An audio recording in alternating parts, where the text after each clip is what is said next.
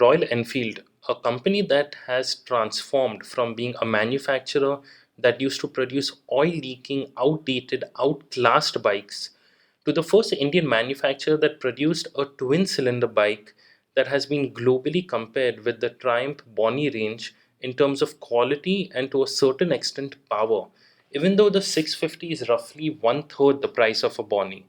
A manufacturer that, with the J platform, has made its 350cc bikes reliable, oil leak free, smooth, and accessible to the non bare chest Royal Enfield crowd, the Hunter 350 being a prime example.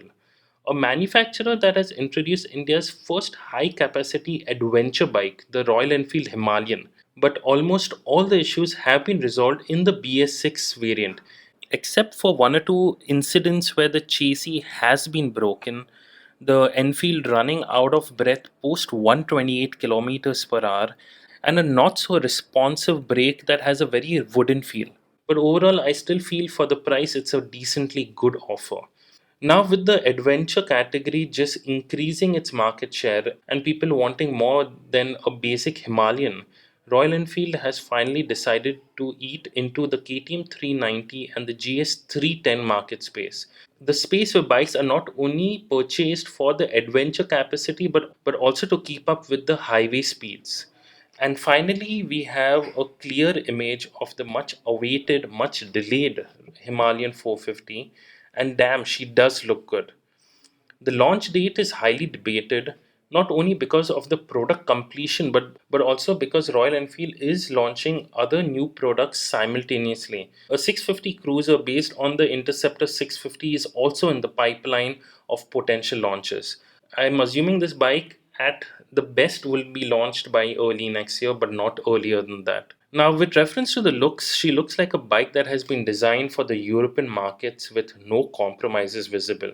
The wheel setup is a 21 inch in the front and 17 in the rear. What I particularly noticed is the sidewall profile of the rear tire. There is so much shock and bump absorption capacity right there in the tire itself. The engine is anticipated to manufacture 40 horsepower. The engine might be developed in collaboration with Harris Performance.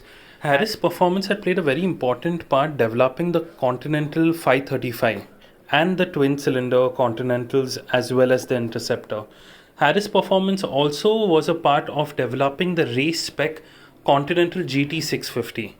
So, again, with reference to performance, liquid cooled 450cc engine, I'm assuming it should be a DOHC setup. Performance will not be disappointing. And it is safe to assume that you'll be able to catch up with your friends' KTMs and Ninjas on your weekend rides. What we see is an inverted shock absorber in the picture that has been taken in the UK. But we have also seen quite a few 450 test mules being ridden with conventional shock absorbers on Indian roads. Hence, there could be more than one variety of the 450 when launched. The 450 has been built from ground up. We could get a double cradle frame. That said, it is clear from the picture that it gets a bolt-on subframe.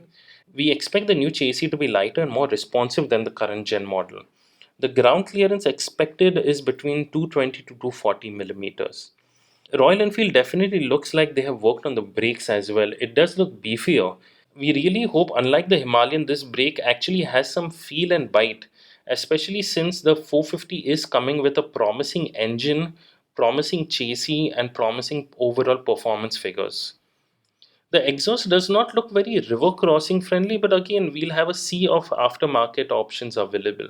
All these years, we were dependent on international manufacturers to help us with global quality products, and in the process, a heavy tax would be levied on importing them. Now, with the Xpulse 300 coming and the Himalayan 450 being manufactured in India itself, we can definitely see good times ahead, not only in terms of getting a overall good product, but pricing as well. So this is all from my end with reference to the 450 Himalayan. If you did like it, please do subscribe, and I look forward for seeing you in my next video. Thank you.